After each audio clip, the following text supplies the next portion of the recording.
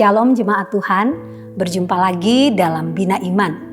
Hari ini kita akan belajar dari firman Tuhan, masih dengan tema yang sama, yaitu rambu-rambu dalam kehidupan. Saat berkendara tentu kita perlu memperhatikan rambu-rambu lalu lintas. Jangan sepelekan karena itu sangat bermanfaat untuk menghindarkan kita dari kecelakaan. Demikian juga dalam kehidupan kita. Tuhan telah memberikan rambu-rambu, memberikan peraturan-peraturan melalui firman-Nya yang bertujuan untuk menjaga hidup kita agar tetap ada di jalannya, supaya kita bisa tiba sampai kepada tujuan, yaitu surga mulia.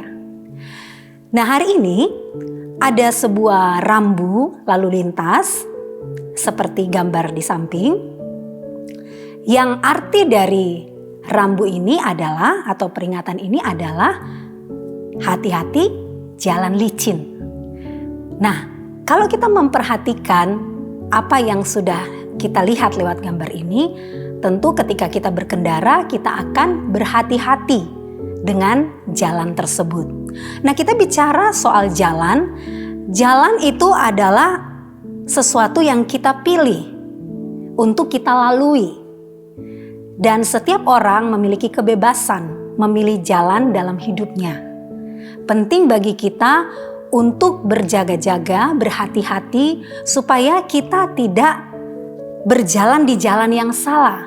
Karena ada jalan yang disangka orang lurus tapi ujungnya menuju maut. Demikian yang dikatakan dalam Amsal 16 ayat 25. Itu sebabnya pada saat ini kita mau melihat jalan yang licin bisa menyebabkan apa dalam kehidupan kita. Jadi kalau kita memilih jalan, lalu kemudian jalan itu ternyata di depannya ada peringatan bahwa di depan itu ada jalan yang licin, maka kita juga perlu berhati-hati karena berarti ada sesuatu yang bisa terjadi kalau kita tidak waspada.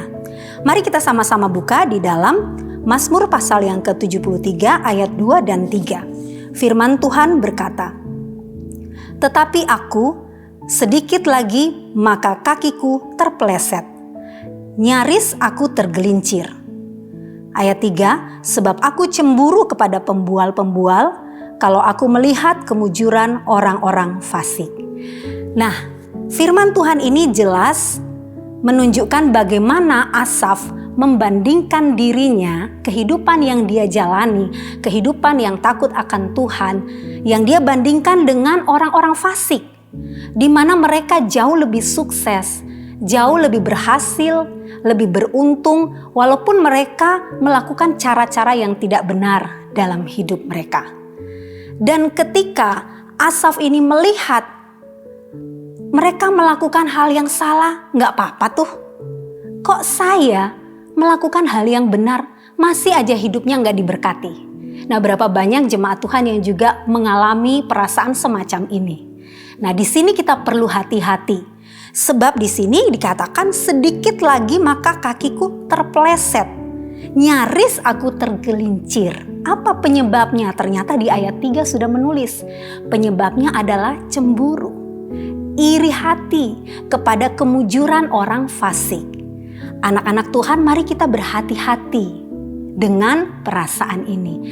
Ini merupakan hal yang bisa membuat kita tergelincir ketika kita sedang menjalani perjalanan hidup kita. Mari kita memperhatikan bahwa Tuhan punya waktu buat setiap orang.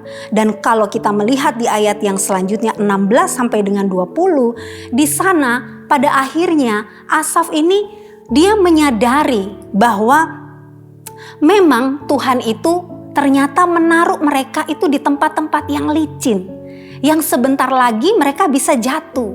Makanya Tuhan tidak mau kita beralih fokus kepada apa yang dialami orang lain, keberhasilan orang fasik. Mari kita mau tetapkan fokus kita, jaga posisi kita berkendara dalam perjalanan hidup kita, supaya kita bisa sampai kepada tujuan dan tidak tergelincir di tengah jalan. Demikian yang bisa saya bagikan pada kita semua, pada jemaat Tuhan. Biarlah kita menjadi orang yang terus berhati-hati, menjaga jalan kita, awas jangan tergelincir. Tuhan memberkati.